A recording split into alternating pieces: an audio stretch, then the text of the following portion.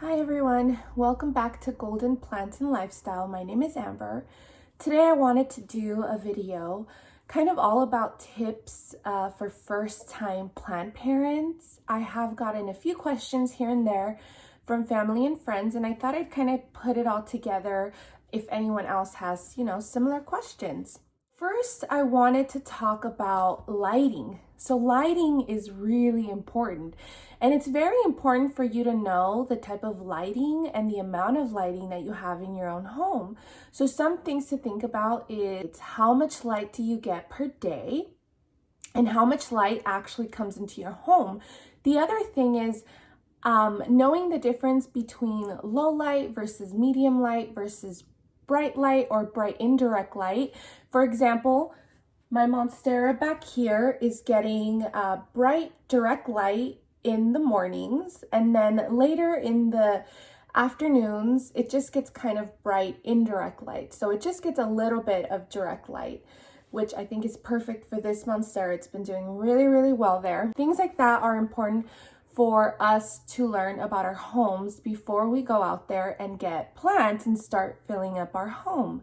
It is also important to know how many windows you have in your home or in the space that you want to fill with plants. Do you have small windows? Do you have large windows?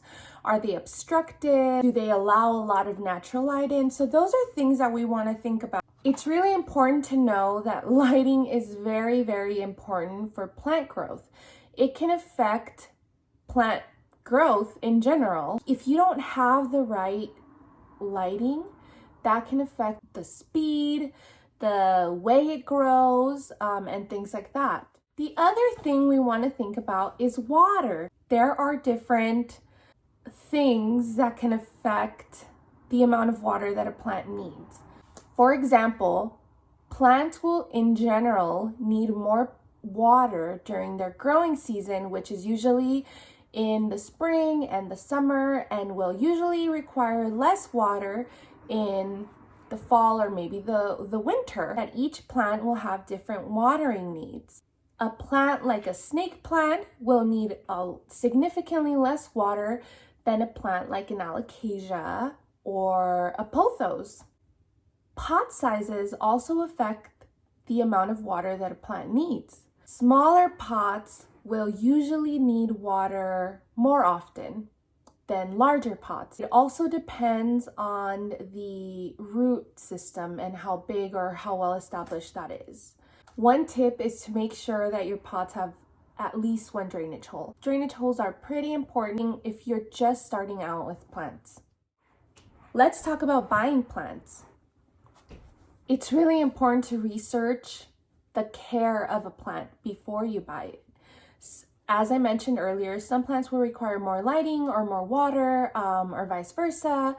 And it's really important that you know what type of environment you have at home and making sure that you're able to give that plant whatever it needs in order for that plant to be successful and to grow beautiful in your home. Important. Research the plant needs before you buy. Another quick tip is just know where in your home you want this plant, right? If you want your plant out in the porch versus maybe in a living room where it gets less light, those are going to be two different types of plants in general. So just know where in your home or where you have a space for a plant and then shop accordingly.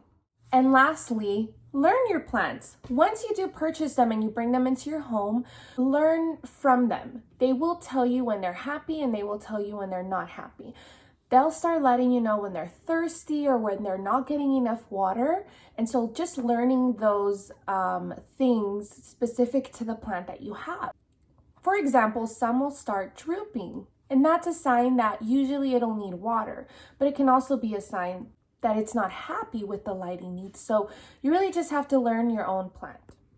So now let's talk about beginner-friendly plants. I'll show you a few from my collection that I feel are very, very beginner-friendly.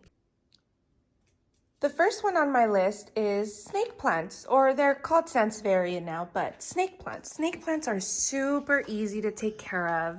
They are super, super hardy. I really only water mine about once a month. I think I heard someone say, which I thought was super helpful, If you're watering your snake plant more than you're paying your rent, you're probably watering it too much. So therefore, this is a really easy and very beginner-friendly plant.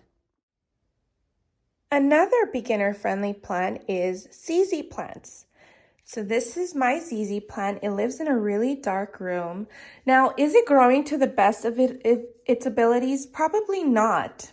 But is it still alive? Absolutely. You don't need to water this very often. I think I water it about every 3 weeks or so, and it's doing pretty well. If I wanted to grow a little bit more, I would put it in brighter light. But for now, I'm happy where it is, and it's doing well. Another very easy plant that I feel is probably the most rewarding is the pothos. And that's because it requires not a lot of water. And I think I water mine, by the way, about every 10 to 14 days. It does well in a lot of different types of lighting.